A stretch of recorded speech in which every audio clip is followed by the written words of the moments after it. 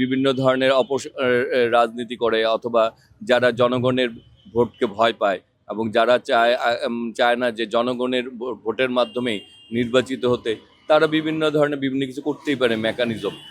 দেখুন, আমি এই এলাকায় জন্মের পর থেকে 54 বছর যাবৎ এই এলাকায় আমার বিচরণ। রাজনৈতিকভাবেও 38 বছর যাবৎ আমি এই এলাকায় রাজনৈতিকভাবে বেড়ে উঠেছি এবং 54 বছর ব্যক্তিগতভাবে।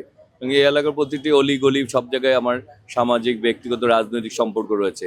আমি ভোটারদের কাছে দাঁড়ে দাঁড়িয়ে যেতে পেরেছি, আমাদের কর্মী বাহিনী গিয়েছে, আমাদের সমর্থকরা গিয়েছে। সুতরাং ভোটাররা দেখেছে প্রচারণার জায়গাটা আমরা আলহামদুলিল্লাহ আমরা ফুলফিল করতে পেরেছি। এবং যেহেতু আমি এলাকার ছেলে, দীর্ঘদিন যাবৎ আমার এই এলাকার সবার সাথে একটু সম্পর্ক রয়েছে।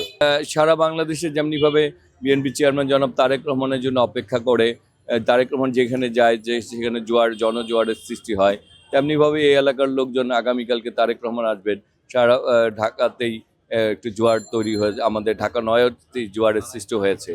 সুতরাং সবাই অপেক্ষা করছেন আগামীকাল তারেক রহমানকে দেখবেন, তার কথা শুনবেন।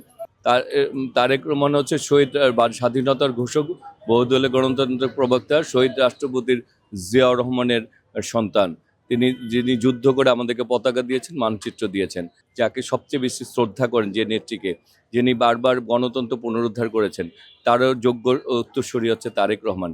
এবং তারেক রহমান 17 বছর নির্বাচনে ছিলেন। তারেক রহমান একজন কর্মী থেকে আজকে এই পর্যন্ত চেয়ারম্যান হয়েছেন পার্টির। তার গ্রহণযোগ্যতার ব্যাপার প্রশ্নাতীত। সুতরাং তার নিয়ে যারা কথা বলেন সেই ব্যাপারে আসলে মন্তব্য করতে চায় না।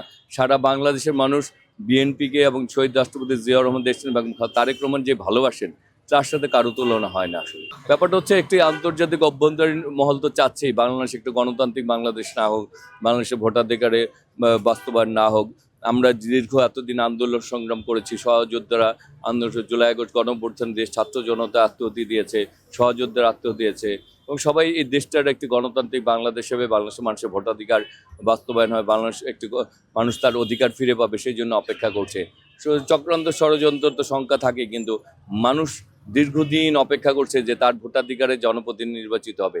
সুতরাং চক্রান্ত ষড়যন্ত্র করছে মানুষ, কিন্তু ঢাকা নয়ের মানুষ প্রস্তুতি নিচ্ছে আগামী 12 তারিখ তাদের ভোটের মাধ্যমে তাদের প্রতিনিধি নির্বাচিত করার জন্য।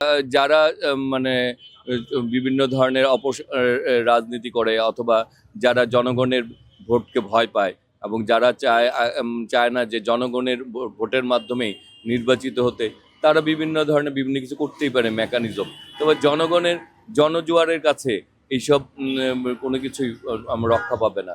মানুষ উদ্গ্রীব হয়ে আছে যে তাদের ভোট দেওয়ার জন্য। জনজোয়ারের সৃষ্টি হয়েছে, সেই জনজোয়ারে আমরা আশাবাদী যে সকল ধরনের চক্রান্ত ষড়যন্ত্র নষ্ট হবে।